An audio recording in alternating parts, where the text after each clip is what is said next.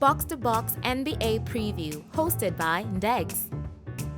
Welcome to my NBA preview. This is mine, no one else's. In 27th place is the Portland Trailblazers. So far we have covered Pistons, the Wizards, and the Hornets, and this is the first team from the West that we are covering. Before we start, I just need to tell you guys we have our Box to Box WhatsApp community.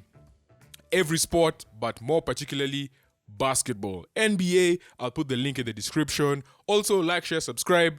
Tell your friend to tell your friend that there's someone who talks about basketball in this country, right? And everywhere in Africa. So, moving on to the Portland Trailblazers. This team has had it all. This team has gone through the most in the last season.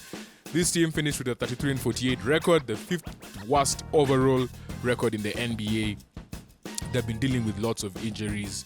They have dealt with an experienced coaching staff led by none other than Chauncey Billups, legend of basketball. For those of you who never watched Chauncey Billups, this guy won the NBA title with the Detroit Pistons when winning with the Pistons was not cool, right? Like, it's one of the more underrated NBA championships ever. One day I'll probably do a ranking of that.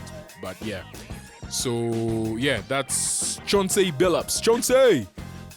Dame Lillard obviously joined the 70 in a game club in this previous season, but they lost Lillard and Nurkic and then a full rebuild. Speaking of the rebuild, this is what they did. These are the summer moves that they did. Players that they acquired from a mix of the Lillard trade, which ended up bringing Drew Holiday, and then Drew was flipped as well. They got DeAndre Ayton.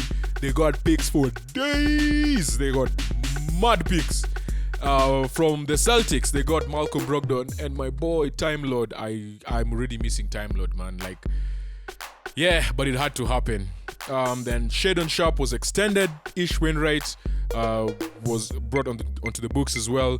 Then two more extensions of Jeremy Grant and Matisse Thybulle. These were not done in this offseason. I think Jeremy Grant was done in end of last season, if I'm not wrong.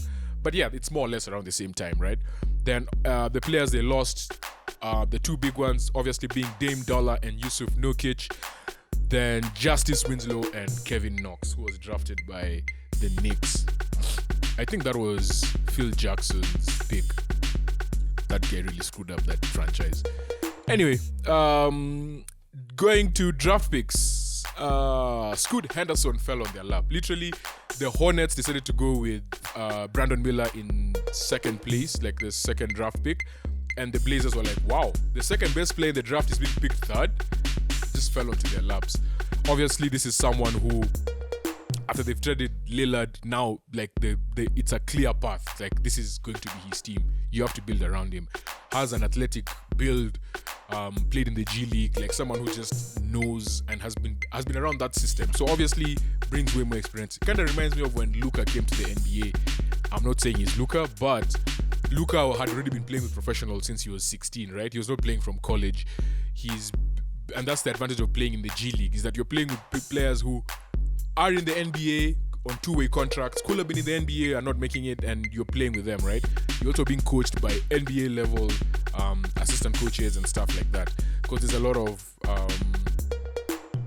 spillover between NBA teams and their G League, right?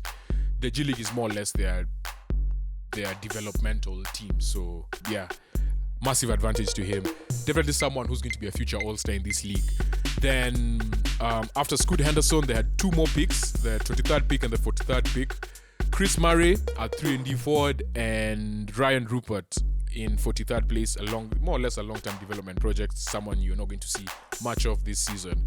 Expiring contracts, the only one that really matters is Ish Wainwright, who's on a team option, and they're more than likely going to pick them up. And yeah, now knowing who they've brought in, resigned, and all of that, this is how the rotation looks like. Their starters, point guard, obviously Scoot Henderson at the shooting guard position, Anthony Simons, then Matisse Thybulle, small forward, Jeremy Grant, power forward, and at center, DeAndre Ayton. Coming off the bench, Malcolm Brogdon, Shadon Sharp, who can play in the 2 or the 3, Jabari Walker, Time Lord, Robert Williams III, Chris Murray, Moses Brown, then the rest are guys. Just guys, you know. The one big question I have for the Blazers is, can Scoot Henderson make this team run? So this team already has two explosive guards in Anthony Simons and Shadon Sharp, right?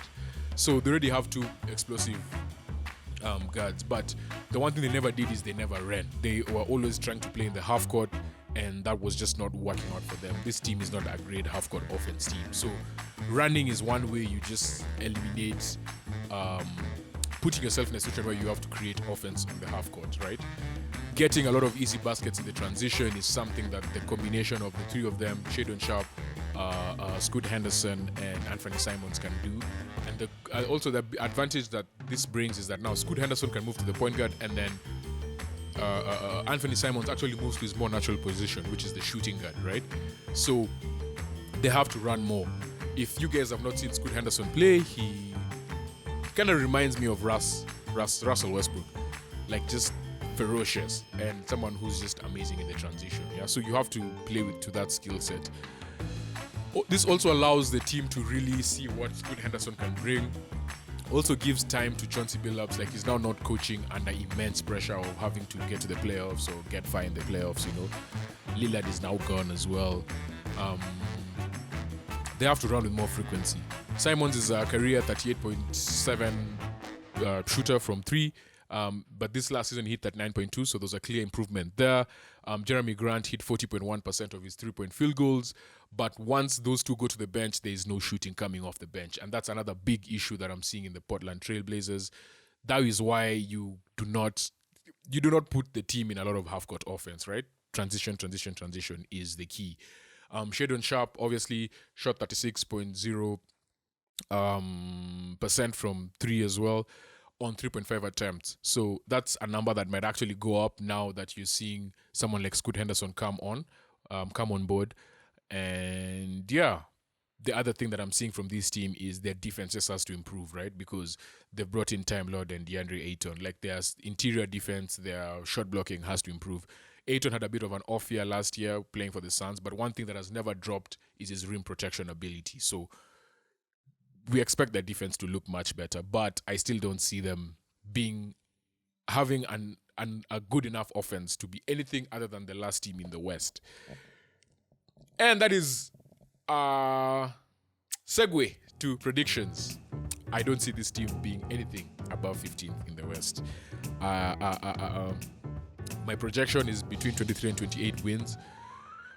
I still believe they're better than three teams in the East. So these are teams that they can really beat up on, right? Like the last teams that the last three places in the East.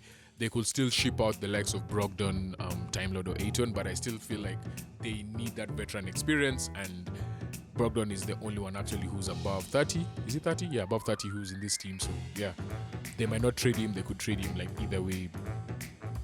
It could go either way. But this team is still like really bad. Another thing they have is draft assets. They've collected lots of draft assets, and they're in no rush to actually compete or contend for this year. So it's a nice year for them to see what the kids can do. If you really have to flip the rest of of Brogdon, because Brogdon looks like someone who can help a contender, you can do it, or you keep him for veteran presence. But yeah, this team is not good. 23-28 wins in the West and 15th place. And that is my prediction for the Portland Trailblazers for the 23-24 NBA season. Ready for the ultimate slam dunk of content? Don't miss out on any of our NBA previews. Hit subscribe and be the MVP of your basketball knowledge game.